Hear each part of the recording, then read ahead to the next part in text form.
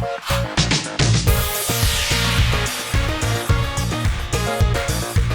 guys, good morning, good afternoon, good evening. We are going to discuss on a very important topic today.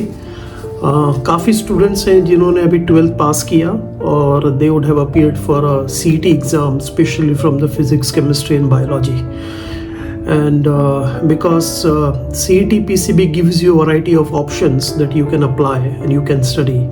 But especially students who are confused between pharmacy and biotechnology is what we are going to focus today.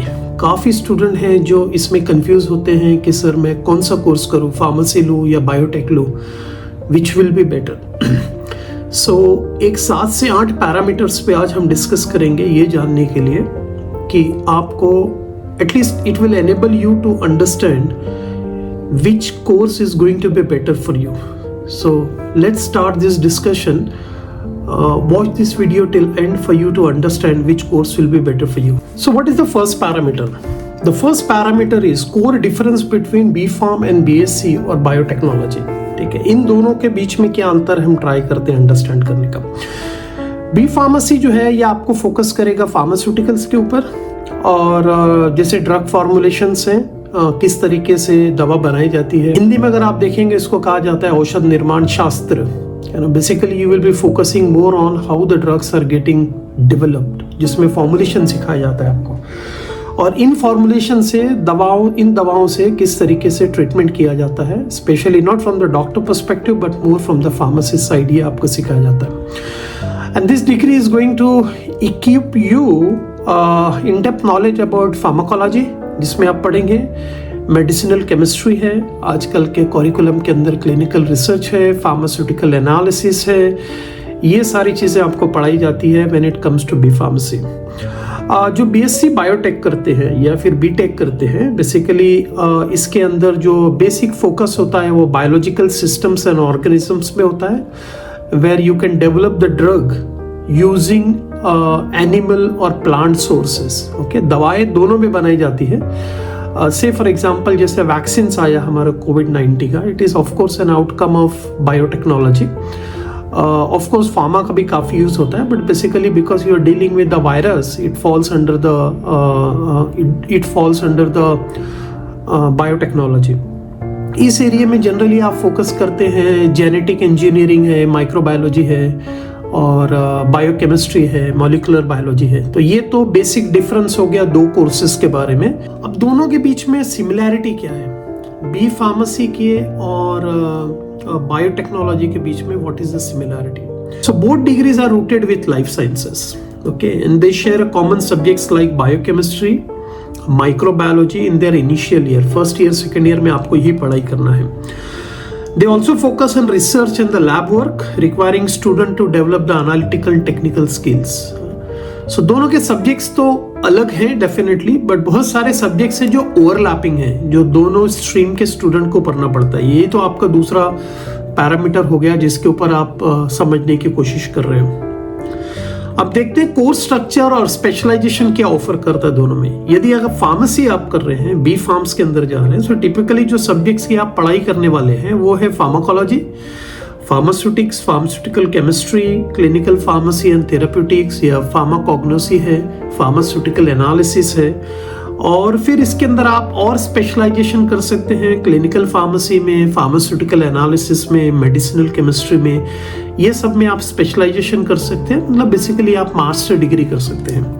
यही अगर हम BSc biotech की बात करें तो आप genetics की पढ़ाई करेंगे, उसके अंदर मॉलिक्यूलर बायोलॉजी है, बायो प्रोसेसिंग इंजीनियरिंग है, ये भी चीज़ काफ़ी आजकल बूम हो रही है, या फिर bio informatics and data informatics. ठीक है, इसके अंदर जो स्पेशलाइजेशन की जो पॉसिबिलिटी होती है पोस्ट ग्रेजुएट की, वो होती है प्लांट बायोटेक्नोलॉजी में आप जा सकते हैं, या तो एनिमल बायोटेक में जा सकते हैं, इंडस्ट्रियल बायोटेक्नोलॉजी में जा सकते हैं. ये सब एरिया के अंदर आप ग्रेजुएशन पोस्ट ग्रेजुएशन कर सकते हैं. So let us discuss the fourth parameter, that is a key aspect to consider before choosing. अगर आपको इन दो कोर्सेज के बीच में अगर आपको चूज करना पड़ेगा तो मैं आपको 3 चीज बताता हूं जो probably that will help you. Number 1, interest on the subject. आपका इंटरेस्ट किधर है वो देखना बहुत जरूरी है. दूसरा है आपके करियर के गोल्स क्या हैं, और तीसरा क्या, इंडस्ट्री के डिमांड्स क्या हैं। ठीक है, तो हम पहली बात करते हैं इंटरेस्ट इन द सब्जेक्ट।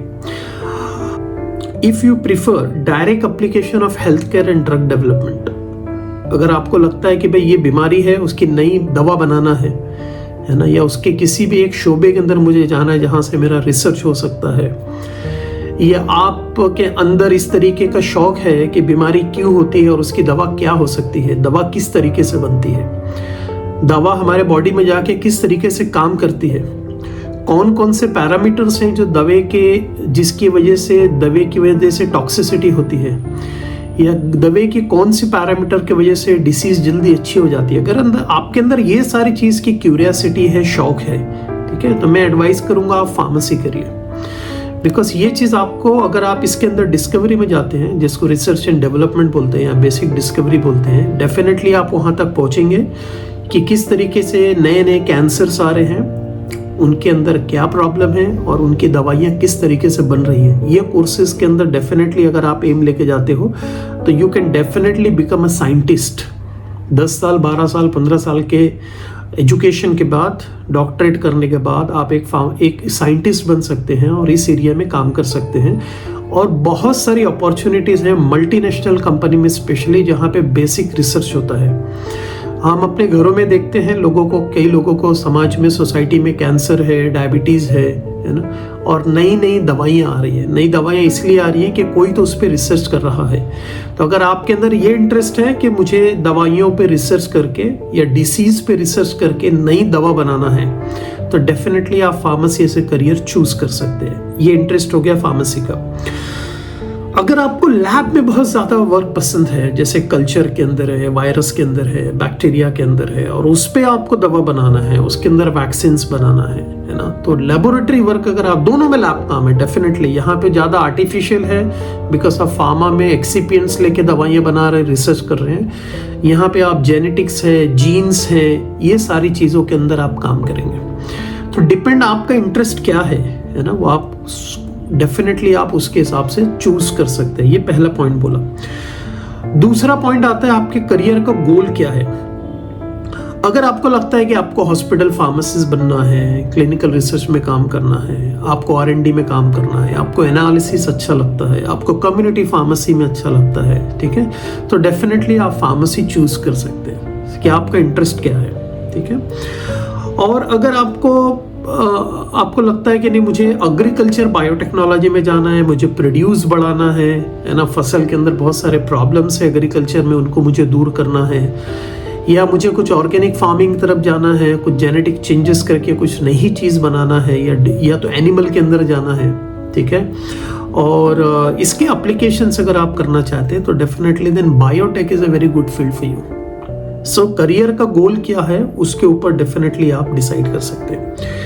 तीसरी चीज आती है इंडस्ट्री का डिमांड। ठीक है, अब फार्मास्यूटिकल इंडस्ट्री जो है ये एवरग्रीन फील्ड है। लोग, हमारे देश की आबादी है, पूरे वर्ल्ड के अंदर डेफिनेटली पॉपुलेशन है, डिसीज बढ़ते जा रही है। जब डिसीज बढ़ रही है तो जाहिर सी बात है उसकी दवाइयाँ लगने वाली है। अब दवा लगाने के लिए रिक्वायर्ड साइंटिस्ट लाइक यू। तो अगर आपको लगता है कि आपका इंटरेस्ट पहले 2 पॉइंट में अच्छा है, then definitely industry has lot of perspective for you. और इसके अगर आप ऑपोजिट में देखें, बायोटेक्नोलॉजी में आजकल काफ़ी दवाइयाँ जो मतलब जिसकी दवा नहीं है, लोग जेनेटिक इंजीनियरिंग से they are searching to, they are trying to treat the disease. ठीक है, तो वो भी एक अच्छी फील्ड हो सकती है। बायो इन्फॉर्मेटिक्स का भी बहुत काफ़ी डिमांड है, जेनेटिक्स का है और जेनेटिक इंजीनियरिंग है। इन चीज़ के अंदर भी काफ़ी इंडस्ट्री के अंदर डिमांड है। तो फिर से समराइज करता हूँ, एक तो आपका सब्जेक्ट में इंटरेस्ट, दूसरा आपका लाइफ का गोल, तीसरा इंडस्ट्री का डिमांड। ये तीनों चीज़ देखिए, उसके हिसाब से आप डिसाइड कर सकते हैं कि मुझे किस फील्ड में जाना है। अगर आप मेरी राय पूछेंगे तो दोनों सब्जेक्ट्स को there is a huge potential in the market. सिर्फ मैं लोगों को एक ही चीज़ बोलता हूँ, don't wait only after degree. Degree के बाद आप मास्टर्स करिए, मास्टर्स के बाद डॉक्टरेट करिए, हो सके तो US से जाके या दूसरी कंट्री से जाके पोस्ट डॉक करिए, ताकि नॉलेज के बारे में, डिग्री के बारे में आप एक हाईएस्ट पोजीशन पे पहुंचे। So it opens A plethora of openings for you to work in this area. So I hope this conversation making a lot of sense for you. पांचवा पैरामीटर देखते हैं कि सब पढ़ाई के बाद आपका करियर क्या बनेगा ग्रेजुएशन के बाद। ओके, तो अगर आपने बी फार्मेसी कर लिया है तो definitely you can work as a pharmacist, that the least you can do. Drug inspector है, क्लिनिकल रिसर्च के अंदर आप आ सकते हैं, मेडिकल रेप्स में जा सकते हैं। फिर क्लिनिकल रिसर्च के कम से कम कुछ नहीं तो 20 से 30 फील्ड है जहां पर आप जाके अपना करियर बना सकते हैं। प्रोडक्शन में जा सकते हैं, खुद का इंडस्ट्री आप सेटअप कर सकते हैं, बहुत कुछ कर सकते हैं बी फार्मेसी के बाद। अगर आप बायोटेक्नोलॉजी कर रहे हैं ग्रेजुएशन के बाद, you can work like as a biotechnologist किसी लैब में, definitely you can pursue a good job. Research scientist हो सकते हैं आप, क्वालिटी कंट्रोल एनालिसिस है, लैब टेक्नीशियंस है ना, जेनेटिक इंजीनियरिंग कंपनी के अंदर आप काम कर सकते हैं, जैसे बायोटेक वगैरह है जो बेसिकली इस टाइप की कंपनीज है। तो करियर पाथ भी आपको काफ़ी बेटर ऑप्शन देता है। अब आता है कि भाई अगर ग्रेजुएशन हो गया तो एक नेक्स्ट पैरामीटर पे हम देखते हैं, ग्रेजुएशन हो गया तो हायर स्टडीज क्या कर सकते हैं। सो बी फार्मेसी के बाद आपके पास, जैसे बी फार्मेसी में आप सारे सब्जेक्ट्स पढ़ते हैं, एम फार्मेसी में आप स्पेशलाइजेशन लेते हैं, जैसे मैंने बताया आप फार्मास्यूटिक्स ले लें, फार्माकोलॉजी ले लें, फार्माकोग्नोसी ले लें, डिपेंड ऑफ योर इंटरेस्ट, ठीक है, उसके अंदर आप स्पेशलाइजेशन कर सकते हैं। काफ़ी इंस्टीट्यूट, कॉलेज, यूनिवर्सिटीज है इंडिया में और अब्रॉड में, आप ले सकते हैं। और जिस एरिया में आपको इंटरेस्ट है उस एरिया से आप पीजी कर सकते हैं। पीजी के बाद आप पीएचडी और पोस्ट डॉक तक जा सकते हैं। सिमिलरली अगर आपके पास बीएससी बायोटेक्नोलॉजी किया है तो उसके बाद आप एमएससी बायोटेक कर लें और फिर चूज योर सब्जेक्ट वाइजली जिसमें आपका इंटरेस्ट है। You can go in bio informatics, you can go into plant genetics, animal genetics, okay, और इसी एरिया में आप फिर पीएचडी भी कर सकते हैं। सो दोनों कोर्स आपको specialisation, super specialisation, doctorate, post doctorate तक का ऑप्शन देता है। अब देते हैं स्किल क्या रिक्वायर्ड है, what is the skill required through this programme. So अगर आप बी फार्मा कर रहे हैं तो of course in depth knowledge of the composition and the effect of the drug आपको पता होना चाहिए। अगर आप बेसिकली फार्मासिस्ट के एरिया में जा रहे हैं तो prescription reading and patient interaction काफ़ी इंपॉर्टेंट हो जाता है अगर आप उस सेटअप में काम कर रहे हैं। जैसे काफ़ी लोग गल्फ में जाके हॉस्पिटल फार्मासिस्ट करके काम करते हैं तो वहाँ पे ये स्किल की काफ़ी मायने रखता है। और अगर आप क्लिनिकल रिसर्च में आ रहे हैं तो of course you should know about clinical research, development phases, clinical data analysis. इन फील्ड के अंदर अगर आपके पास स्किल है तो there is a high probability कि आप इस फील्ड में काफ़ी सक्सीड हो सकते हैं। रिसर्च एंड डेवलपमेंट में जा सकते हैं। फॉर्मुलेशन एंड डेवलपमेंट भी एक अच्छी फील्ड है जहाँ पे आप बेसिकली नए नए फॉर्मुलेशन बनाते हैं। फॉर एग्जांपल अगर कोई दवा टैबलेट के अंदर है तो आप कैप्सूल कैसे बना सकते हैं, सस्पेंशन कैसे बना सकते हैं, and what is the reason of converting from a tablet to suspension, ये सारी स्टडी की जाती है।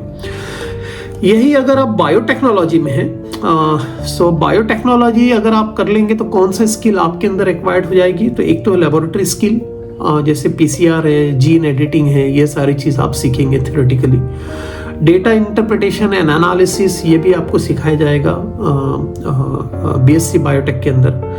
Problem solving using the biological research के तरीके से किस तरीके से सॉल्व होता है, and understanding of genetic and cellular process. Okay, तो ये अगर आप बी फार्म या बायोटेक करते हैं तो ये स्किल आप एक्वायर करते हैं over a period of time. अब सवाल आता है कि सर ये सब पढ़ाई कर लिए तो सैलरी क्या होगी, आप थोड़ा सैलरी का कंपोजिशन बता दो, because everybody studying to earn the salary. तो अब मैं इंडिया की बात करता हूँ। अगर आप बीएससी बायोटेक हैं या फिर आप बी फार्म हैं तो स्टार्टिंग सैलरी आपकी 3.5 से 4 लाख से ज़्यादा तो हो ही नहीं सकती। कभी आपने ऐसा नहीं सुना होगा कि बी फार्म किया और उसकी स्टार्टिंग सैलरी 20 लाख रुपया, पॉसिबल ही नहीं है। गुड पार्ट ये है कि बहुत सारी कंपनीज ऐसी हैं जो फ्रेशर्स को अपॉर्चुनिटीज देती है ताकि वो आके अपने करियर स्टार्ट करें। सो ये एक्सपेक्टेशन आप क्लियर रखें आपका कि आपकी सैलरी 3 से 4 लाख पर एनम ही रहेगी थोड़े समय तक, एंड देन डेफिनेटली स्लोली आप ग्रो करोगे जैसे जैसे आपके अंदर स्किल डेवलप होगी, ठीक है, and the sky is the limit. So शुरू की सैलरी से आप डिसअपॉइंटमेंट मत हो जाना कि सर ऑलमोस्ट 30-40,000 पर मंथ की ही सैलरी आ रही है, which is absolutely okay, because आप इन सब्जेक्ट्स के बारे में बिल्कुल नहीं जानते हैं और बिल्कुल नहीं जानते हैं कंपनी आपको अपॉर्चुनिटी दे रही है और definitely there is a long career ahead, तो डेफिनेटली सैलरी इंक्रीज होगी। अब किस कंपनी में आप काम करेंगे, जब आप बायोटेक या फार्मेसी कर लेंगे तो फार्मा अगर आपने किया है तो of course you can work in pharmaceutical company, you can work in hospital, clinics, research institution में भी जा सकते हैं, जैसे टाटा मेमोरियल हॉस्पिटल है, इसके अंदर भी काफ़ी फार्मासिस्ट की वैकेंसीज होती है। मैन्युफैक्चरिंग में जा सकते हैं, है ना, तो इस एरिया के अंदर इस कंपनीज में काम कर सकते हैं। और अगर आपने बायोटेक किया है तो बायोटेक फर्म्स है, उसके बाद एग्रीकल्चर के लैब्स हैं, एग्रीकल्चर कंपनीज है, एनिमल रिसर्च की कंपनीज है, जैसे आपके पास सीरम रिलेटेड है, जिस तरीके से आपका ये हिंदुस्तान सीरम है, इस तरह की कंपनी के अंदर आप काम कर सकते हैं। फूड एंड बेवरेजेस में बहुत सारी अपॉर्चुनिटीज हो सकती है आपके। अब लास्ट हम बात करते हैं कि सर कौन सा बेटर है। आपने तो सारी बात बता दी, लेकिन बेटर क्या है? तो बेटर का कोई प्रिस्क्रिप्शन नहीं है, ठीक है। मैंने आपको पैरामीटर्स बताया, किन पैरामीटर्स में आपको इंटरेस्ट है, इन पैरामीटर में एक पेज और एक पेन लेकर बैठिए और आपका खुद को एनालिसिस कीजिए कि मुझे कहाँ इंटरेस्ट है। Based on your interest you can apply for this course. अगर आप मेरी राय मानेंगे कि कौन सा बेटर है, तो मैं तो कहता हूँ बोनो बेटर है। मैंने खुद फार्मेसी किया है, ऑलमोस्ट 25 ईयर्स हो गए हैं और मैं देख रहा हूँ कि ये फील्ड भी बहुत अच्छी है। मेरे बहुत सारे फ्रेंड्स हैं जिन्होंने बायोटेक किया है, वो भी 20-25 साल से इंडस्ट्री के अंदर हैं, even they are doing pretty good. Okay, so better का कोई कंपेरिजन नहीं है। It is all depends on your skill, your development, your efforts that you put to develop yourself. तो ऐसा मैं उम्मीद कर रहा हूँ कि ये फार्मेसी वर्सेस बायोटेक्नोलॉजी का कन्वर्सेशन आपको पसंद आया होगा। Still if you have any question, ऐसा लगता है कि इट इज़ अनआंसर्ड, आप मुझे कमेंट्स के अंदर आपके क्वेश्चन लिखो, मैं डेफिनेटली उसको रिस्पॉन्ड करूँगा। And wish you all the best for your 12th exam results as well as CET result आने के बाद चूज़ करिए और help me if this videos are helping you. और मुझे आप ये भी बता सकते हैं आप किस सब्जेक्ट्स में वीडियोस चाहते हैं। Definitely I will try my best कि मैं उसको आपके लिए वीडियो बनाऊं। Thank you so much, take care of your self.